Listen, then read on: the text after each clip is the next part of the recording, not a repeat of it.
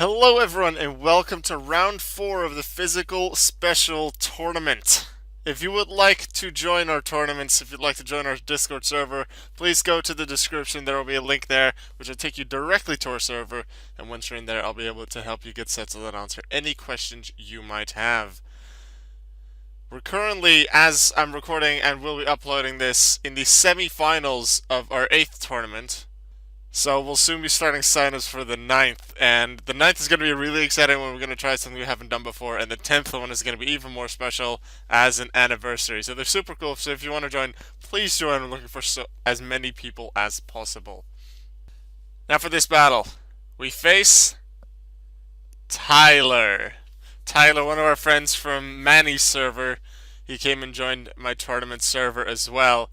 And Tyler was the one that during signups brought up the point of Kommo-o and Clanger Soul Blaze. The clanging skills going into Clanger Soul Blaze with a exclusive Z crystal on Kommo-o.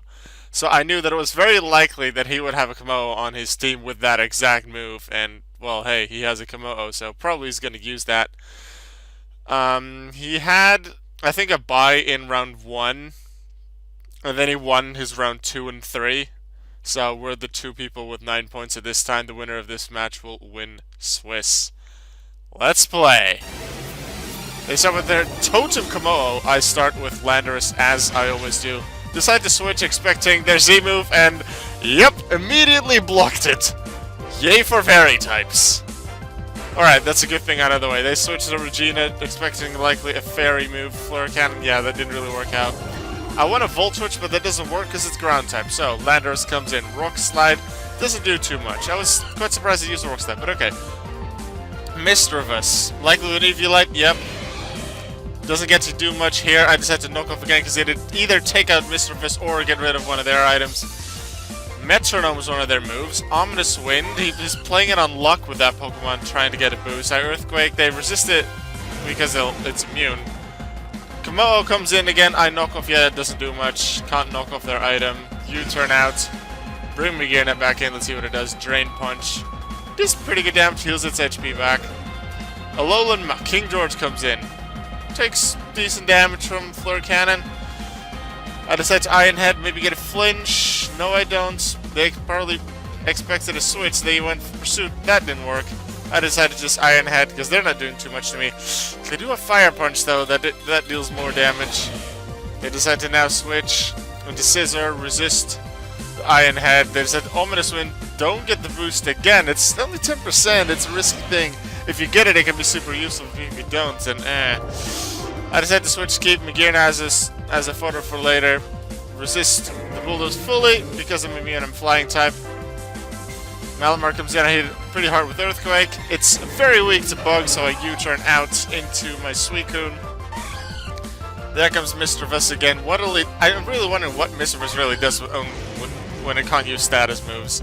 We won't know, not at least for this battle, because Misdreavus is down. This doesn't seem to be very good for Suicune, so I decided to switch to Landorus. Intimidate, lower the thing's attack stat.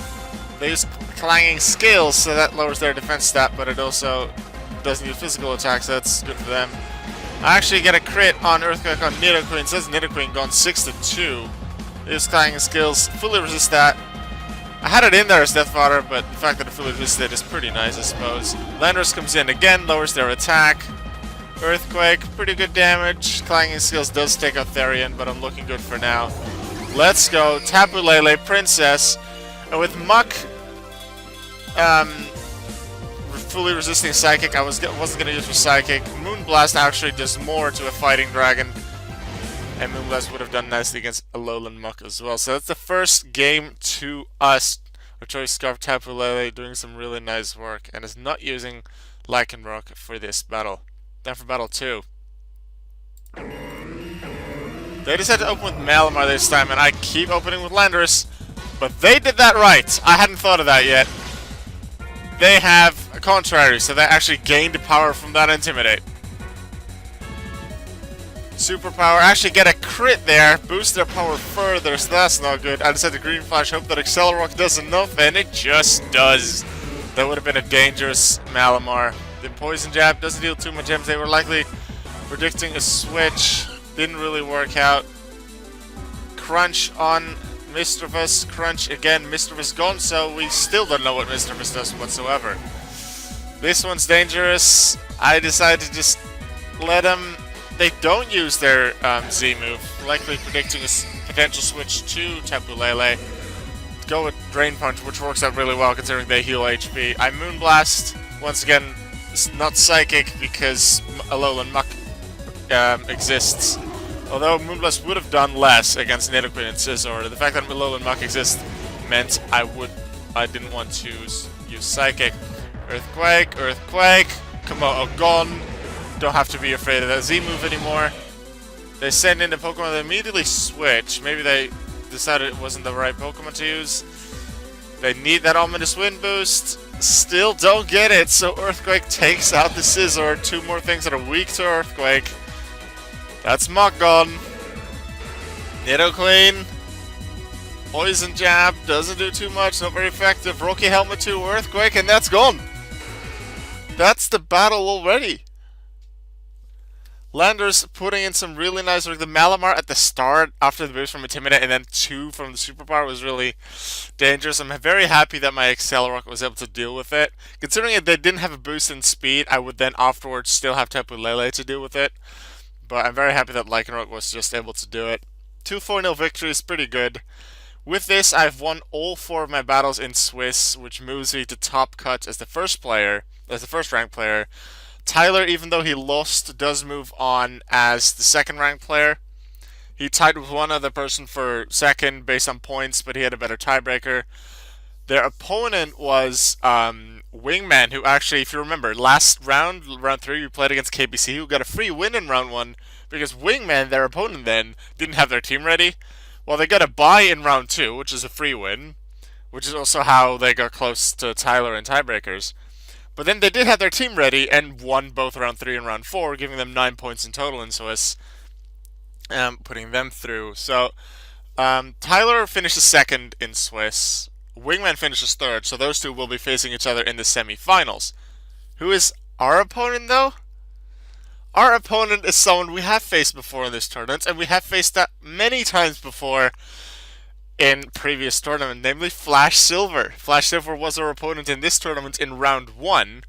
We won that specific match 2-0. But I can just tell you now that the semifinal match will not be that easy. If I recall correctly, now I've forgotten most of what's happened considering it's nearly 2 months ago. Let's say 1.5 months since the match happened against Flash Silver that's in that semifinal. I remember it being extremely exciting. Now, our final few matches in the initials tournament, the very first tournament, were exciting against Flash Silver. This one, the semis, I remember being even better.